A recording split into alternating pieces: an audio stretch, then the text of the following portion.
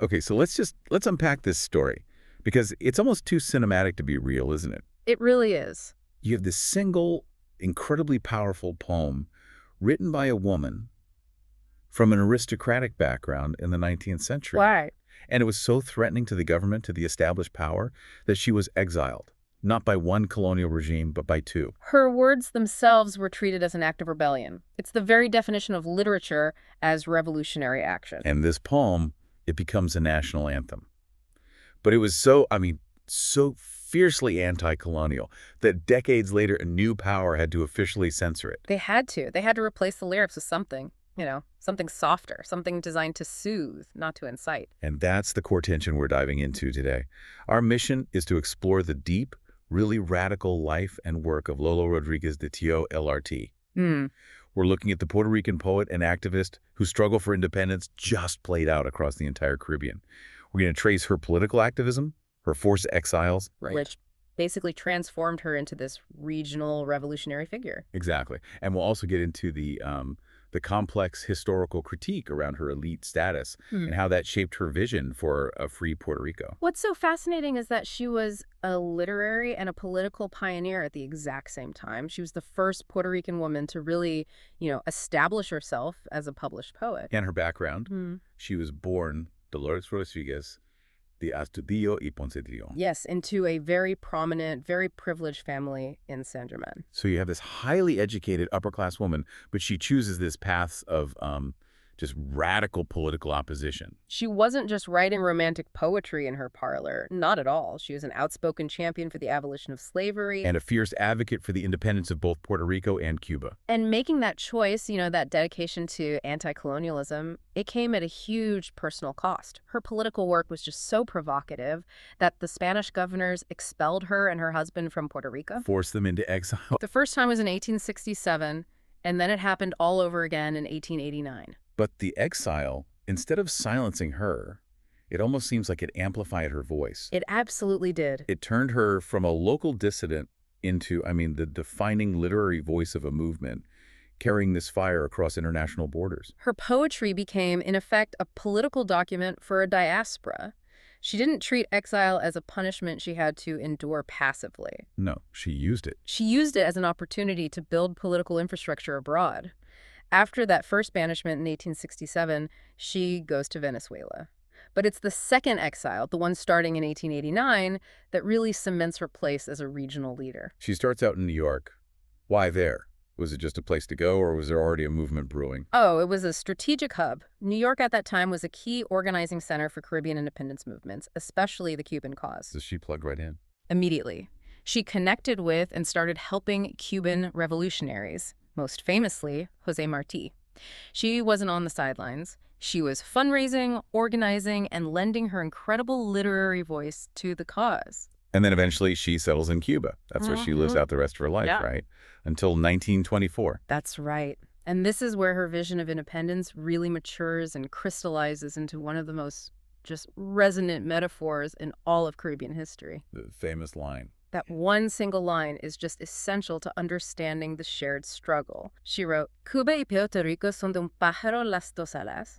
Cuba and Puerto Rico are the two wings of one bird. Exactly. That's such a powerful image. It's not just about cooperation. It's about interdependence. Intrinsic interdependence. You can't separate the fights. If one island gets free, the other has to follow. Otherwise, the whole bird, the whole project, it just fails. It framed their shared colonial condition as a shared identity. A single entity, really. Yes.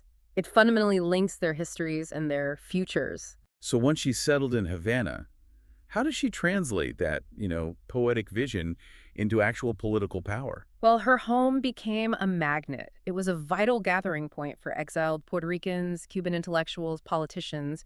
She knew that independence was about more than just fighting a war. It was about building a cultural and educational foundation. Precisely. She really transitioned from being a poet to becoming an institution builder. Can you give us some examples of that work? Sure. In 1901, she co-founded and was elected a member of the Cuban Academy of Arts and Letters. Which is a huge honor. A huge honor and a real platform for shaping the cultural definition of the region. She also became an inspector for the local school system. She understood that the long game for revolution was education and culture. That context is everything. You have to be able to govern yourself after the fighting stops, which, I mean, that leads us directly to the most famous and maybe the most explosive piece of her legacy. The creation of a national anthem, the Song of the Machete. Right. And this is 1868. It's a moment where art and politics just completely fuse. Yeah. What was the backdrop that year?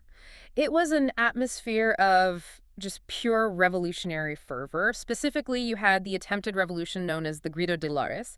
It failed, but it was pivotal. And she was inspired by that. Deeply inspired. Yeah. Inspired by leaders like Ramona Materio Betances, she took an existing popular dance tune and she wrote these fiercely patriotic lyrics for it. And that combination just instantly turned this song into La Borinqueña, Yeah. the rallying cry of the entire independence movement. And those original lyrics were, truly militant. There was no room for misinterpretation. None at all. The direct call to arms. Shockingly direct. The song opens with this demand for immediate action. Despierta, Borinqueño, que es hora de luchar.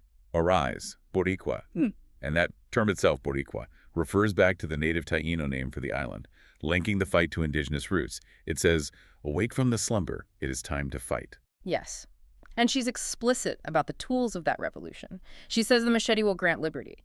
Then she turns to Puerto Rico and demands, the cry of Lares must be repeated, and then we will know, victory or death. It's a battle cry. It is not a lullaby. Not at all. And crucially, she includes women in this vision. She proclaims that las mujeres indómitas también sabrán luchar. The unconquerable women also will know how to fight.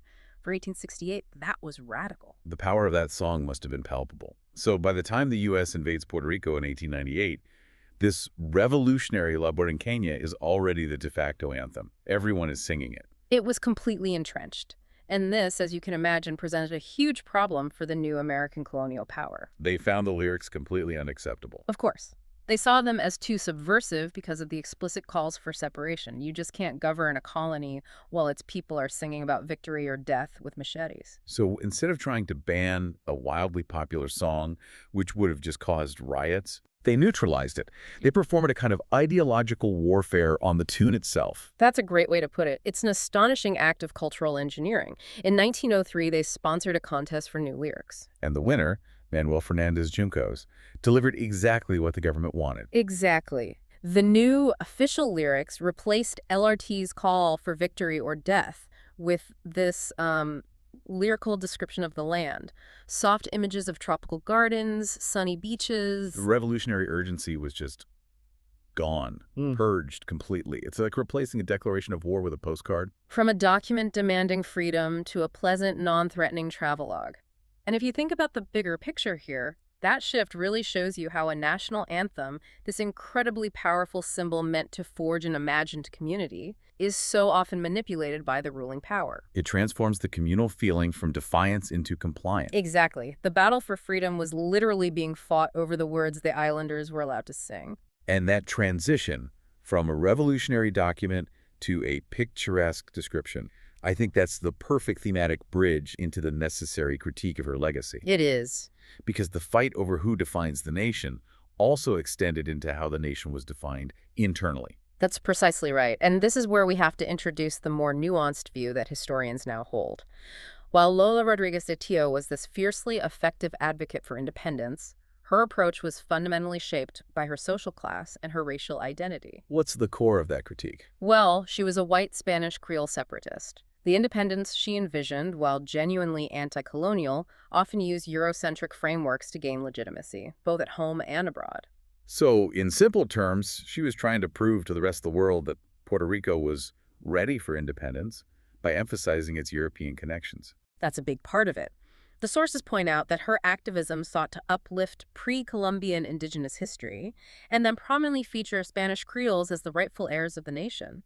It was an attempt to, quote, Eurocentricize and thus legitimize the islands by the approval of Europeans. Which makes a certain kind of political sense in the 19th century when European powers called all the shots.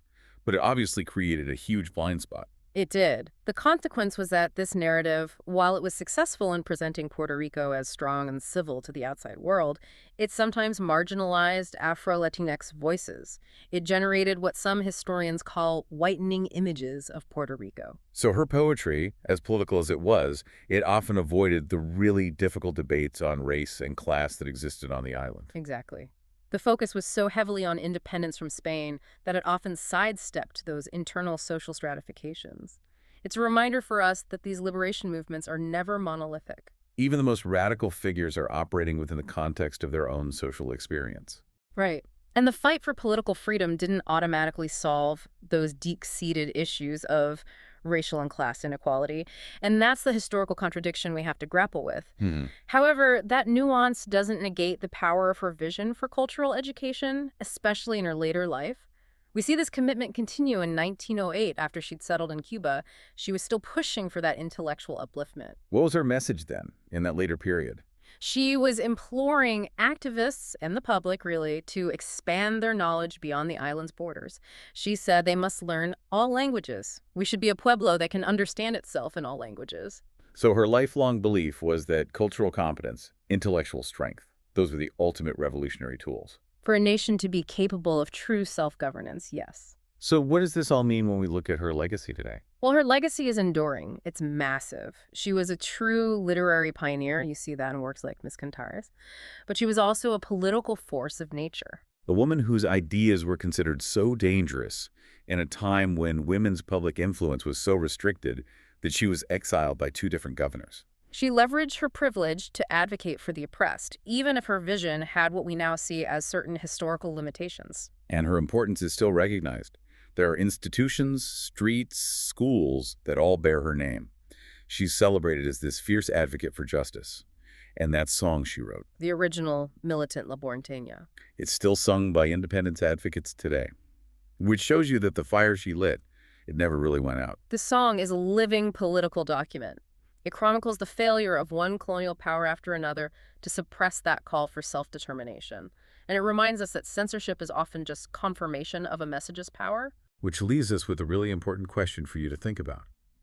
Considering the power of a national anthem to forge that imagined community, how does the deliberate replacement of Lola Rodríguez de Tió's fiery, uncompromising call to action, victory, or death with softer scenic imagery impact the long-term quest for liberty?